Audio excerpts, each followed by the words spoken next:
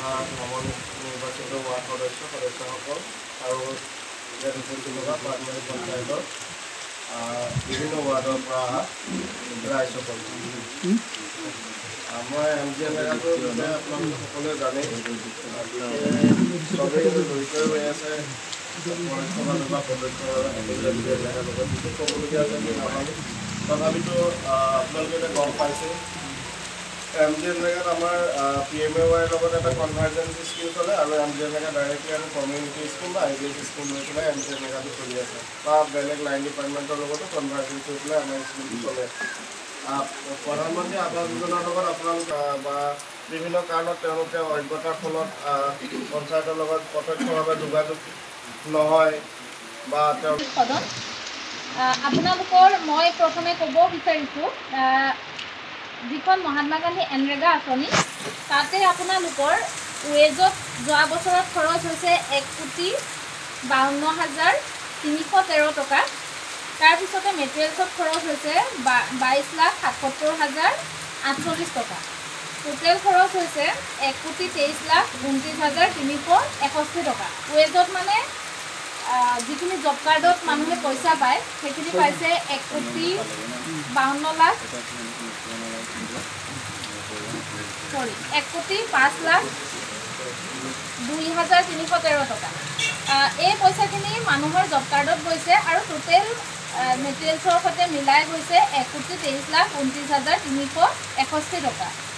তাৰপিছত আপোনালোকৰ PMAY house sanction হৈছে 45টা ন, 45টা হাউচ চেংচন হৈছে আৰু 235 জন বেনিফিচিয়াৰীয়ে চেণ্ট্ৰেলৰ যিখিনি আমাৰ এছিষ্টেণ্ট প্ৰগ্ৰেম আছে ন, বৃদ্ধ বিধৱা আৰু বিকলাংগ পেঞ্চন পাই আছে তেওঁলোকে।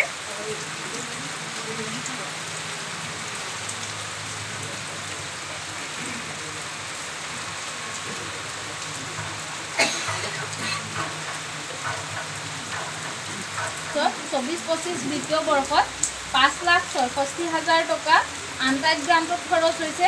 আনটাইড গ্ৰাণ্টত আহিছে কিন্তু সিমানটো খৰচ হোৱা নাই, আপোনালোকৰ এক্সপেণ্ডিচাৰ কম হৈ আছে ন। আৰু টাইড গ্ৰাণ্টত 8,49,000 আহিছে, মানে আমাৰ টাইডত 60% আৰু আনটাইডত 40% খৰচ হয়তো। তাৰপিছত ছেকেণ্ড ইনষ্টলমেণ্টত আনটাইডত আহিছে 5,64,000 টকা আৰু টাইডত আহিছে ছেইম এমাউণ্ট আহিছে 8,49,000 টকা। এইখিনি হৈছে যোৱা বছৰৰ আপোনালোকৰ খৰচ। আৰু আমি এটা প্ৰতিবেদন প্ৰস্তুত কৰি আনিছোঁ, আপোনালোকক জনাইছোঁৱেই, এটা প্ৰতিবেদন প্ৰস্তুত কৰি আনিছোঁ যিখিনি নেকি আপোনালোকৰ আগত এতিয়া পাঠ কৰিব ওলাইছোঁ।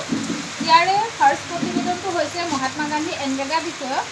এইটো হৈছে কাম কমপ্লিট হোৱা নাই ফৰ এ লং টাইম, মানে কামটো এক্সিকিউট হৈ আছে কিন্তু কমপ্লিট হোৱা নাই, যিটো হাৰত বস্তুটো হ'ব লাগে তেনেকৈ হোৱা নাই। সেইটো MGM মেগা কামটোৰ নাম হৈছে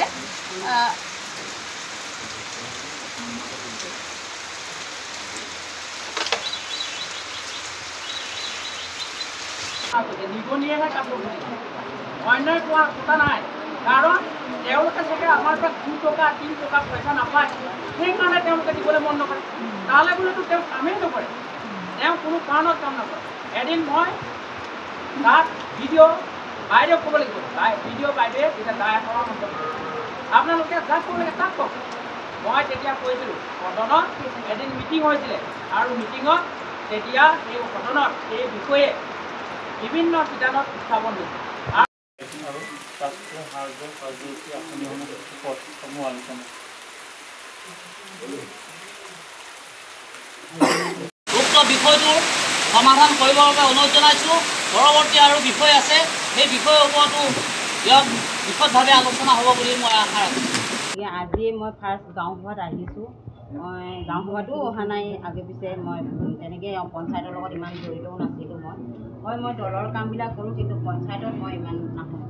পঞ্চায়তত তেনেকুৱা আহিব লগা কাম নাই, গতিকে মোৰ ইমান বিশেষ ক'ব লগা নাই। যিবিলাক মানে ধৰি লওক আঁচনি এতিয়া মানে থাকি গৈছে বা আপোনাক অলপ